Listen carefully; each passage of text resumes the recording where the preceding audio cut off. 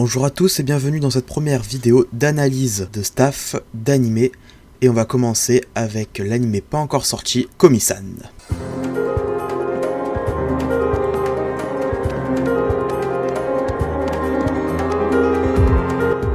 Avant de parler directement de l'équipe qui va travailler sur l'anime Komi-san, on va parler du manga Komi-san. Sous son nom original Komi-san wa Kamiyoshu Desu, ou son nom anglais Komi Can Communicate, qui en français veut dire Komi n'arrive pas à communiquer, est un manga prépublié dans le Weekly Shonen Sunday, notamment le magazine dans lequel il y a Détective Conan.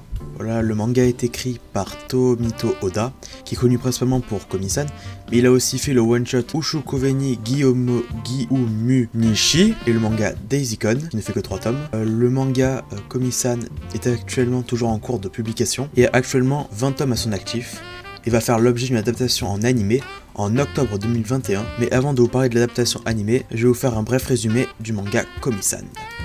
Komi-san est la plus jolie fille du lycée. Dans la cour ou dans les couloirs, les gens ne peuvent s'empêcher de la fixer du regard, en admiration devant sa beauté et sa prestance. Elle ne semble s'intéresser à rien ni personne, et son côté froid et mystérieux ne fait qu'augmenter le fantasme de ses camarades. Cependant, un jeune garçon nommé Tadono Itaito connaît son secret. La vérité, c'est qu'elle est très timide et qu'elle a un grand souci pour communiquer avec ses semblables. Komi-san, qui tient absolument à corriger cette facette de sa personnalité, va être aidé par Tadono, qui va petit à petit lui apprendre à s'adapter aux gens qui l'entourent. Avant de parler du staff de l'anime, nous allons parler de l'image promotionnelle pour l'anime sorti récemment, qui nous montre déjà les chara-design de Komi, Tadano, Asano ou aussi Yamai. Le chara-design des personnages ont l'air plutôt bon et plutôt fidèle à l'anime. On peut notamment remarquer que sur l'affiche promotionnelle, il y a des jeux de lumière qui sont plutôt accentués, notamment avec des dégradés sur la table ou autre, ce qui semble être plutôt bon signe pour l'adaptation en animé si ces jeux de lumière restent persistants. On pourrait notamment s'attendre à des jeux de lumière aussi intéressants que dans l'anime Arrête de me chauffer Nagatoro, où les jeux de lumière sont vraiment incroyables, ce qui collerait plutôt bien avec Komi-san, où pas mal des gags sont plutôt basés sur la réaction de personnages, mais pas forcément sur les dialogues, ce qui fait que ce jeu de lumière pourrait encore plus accentuer certaines blagues, ou juste rendre certains plans déjà intéressants dans le manga sublimes. Ce qui pourrait donc l'aider à se distinguer des autres animés, ce qui serait très bon pour Komi-san.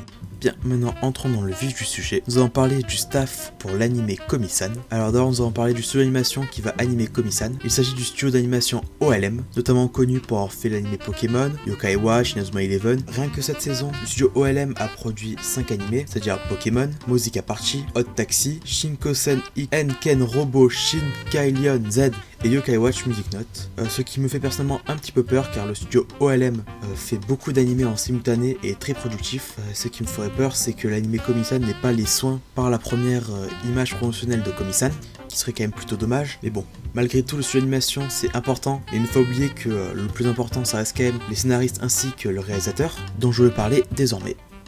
En tant que scénariste, la tâche a été confiée à Hitomi Miyano, qui a notamment travaillé sur Assassin's Pride. Cet anime ne m'avait pas spécialement marqué, voilà, donc je ne sais pas trop. Elle a également travaillé sur Je la vois déjà en haut de l'affiche, alors je n'ai pas vu l'anime donc je ne saurais dire. Elle a également travaillé dans Imagine un cambroussard du dernier donjon dans la ville de départ. Alors dans mes souvenirs, le timing comique de la série était vraiment très bonne. Les blagues passaient vraiment bien, ce qui est plutôt bon signe pour Komi-san qui joue beaucoup sur la comédie. Elle a également travaillé sur un anime qui est actuellement diffusé à l'heure où je vous parle, c'est-à-dire Ige-Hiro, un des animés vraiment sous-estimés de cette saison. Vraiment, les personnages sont très intéressants, l'histoire est très intéressante, je vous le conseille vivement, ce qui est plutôt bon signe. Actuellement, je suis plutôt confiant pour scénariste pour l'anime Komi-san. Pour l'instant, on a quelqu'un de plutôt compétent, donc je suis plutôt confiant sur ce point-là. Du coup, on va voir maintenant les 2 réalisateurs qui vont travailler sur Komi-san. Pour l'anime Komi-san, 2 réalisateurs ont été choisis. Alors tout d'abord, Kawajiro Kazuki. Alors il a fait la réalisation de quelques épisodes sur 3 séries Beyblade, sur Yokai Watch et sur Bungo to Alchemist. Alors je ne saurais trop dire car je n'ai pas regardé les séries Beyblade ni Yokai Watch et je n'ai pas regardé l'anime Bungo to Alchemist, donc je ne saurais trop prononcer pour ce réalisateur là. Et enfin on a aussi le réalisateur en chef, Ayumu Watanabe, qui je pense quelques personnes ont reconnu le nom. Alors il a travaillé sur 6 films Doraemon, ainsi que sur le court-métrage Ooki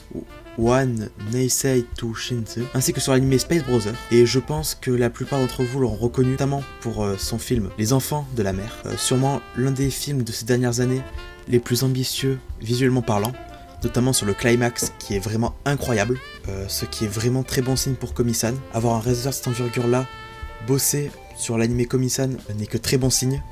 Voilà, quand tu as la personne qui a réalisé l'un des films visuellement les plus intéressants de ces dernières années bosser sur l'animé, on peut s'attendre visuellement à quelque chose de très intéressant, ce qui personnellement me rassure énormément et me donne très envie de voir le résultat avec Wayumu Watanabe à la réalisation. Voilà, maintenant je vous parlais de mon ressenti sur le premier trailer qui est sorti sur Komi-san. Alors tout d'abord, on peut sentir que Watanabe est à la baguette, car visuellement c'est vraiment très intéressant. On a vraiment déjà les jeux de lumière sont très bons, ça nous donne de beaux plans. On a l'utilisation des feuilles de cerisier qui sont juste mais sublimes. Après, petit élément que j'ai bien aimé, c'est notamment la musique. Franchement la musique est très sympa. On peut s'attendre à une bande son plutôt intéressante, ce qui fait que ce petit trailer m'a déjà fait comprendre une chose, c'est que l'attente jusqu'à octobre 2021 va être très long. Bien, maintenant je vais passer à la conclusion. Voilà. Je pense très sincèrement que l'anime Komi-san a de très grandes chances d'être très intéressant visuellement. L'utilisation des jeux de lumière est vraiment irréprochable comme sur le trailer. On a une ambiance très intéressante. L'utilisation des pétales de cerisier est vraiment excellente. Voilà, ça rend l'image vraiment belle. On a une musique qui semble vraiment très bien, ce qui fait que cet anime Komi-san a l'air vraiment très prometteur. Il y a de grandes chances d'être une grande réussite.